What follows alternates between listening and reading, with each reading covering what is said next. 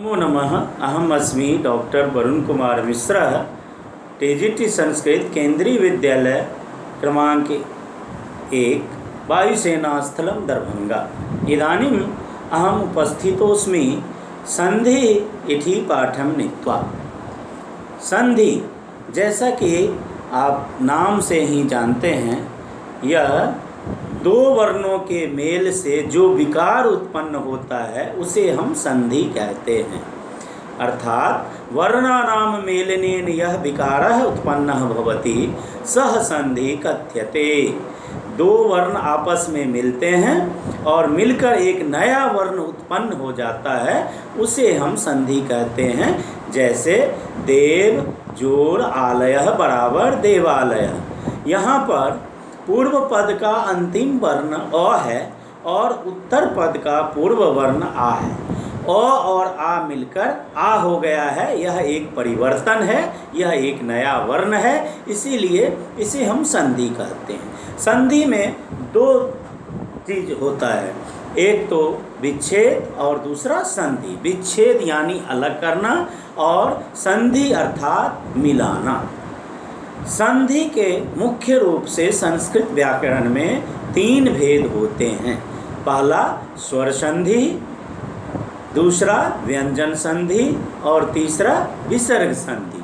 स्वर संधि, जिसे हम अच संधि के नाम से भी पुकारते हैं। व्यंजन संधि, यह हल संधि नाम से भी जाना जाता है।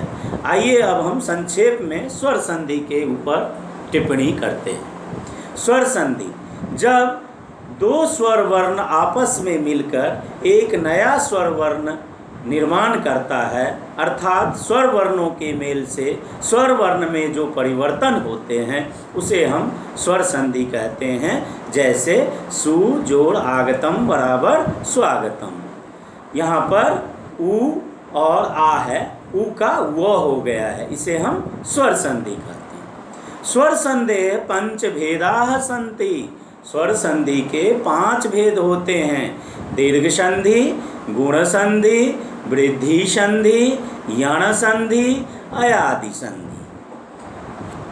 व्यंजन संधि, जब व्यंजन वर्ण स्वर अथवा व्यंजन वर्ण के साथ मिलता है एवं मिलने के उपरांत व्यंजन वर्ण में जो परिवर्तन होता है उसे हम व्यंजन संधि कहते हैं।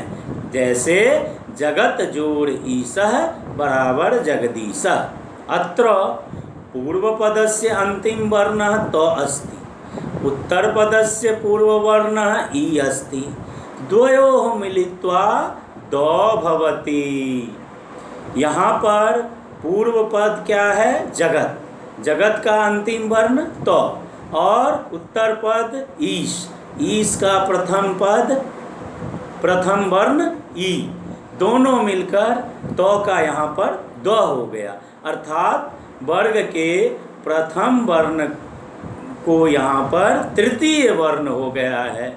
इसे हम व्यंजन संधि कहते हैं। इसी तरह से व्यंजन संधि में और भी संधि होते हैं, जैसे छत्व संधि, अनुस्वार संधि, श्रुत्व संधि इत्यादि। आइए अब हम विसर्ग संधि के बारे में जानकारी संक्षेप में प्राप्त करते हैं। जब विसर्ग वर्ण का मिलन स्वर या व्यंजन वर्ण के साथ होता है और विसर्ग में जो परिवर्तन होता है उसे हम विसर्ग संधि कहते हैं। जैसा कि नाम से ही स्पष्ट है, विसर्ग वर्ण में परिवर्तन।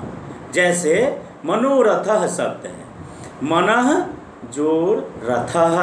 यहाँ पर मनः के उपरांत विसर्ग है, आगे र है, तो विसर्ग का उत्व हो गया। उत्व, अत्र विसर्गस्य उत्वम भवति। उत्व हो गया, इसीलिए उत्व संधि विसर्ग संधि का ही एक भेद है। इसी तरह से उत्व, रत्व, लोप, सत्व और ये सब विसर्ग के अन्य भेद होते हैं। तो हम अभी संक्षेप में संधि के बारे में पढ़े हैं, विस्तृत पुनः बाद में प्राप्त करेंगे। तब तक के लिए बहुत बहुत धन्यवाद।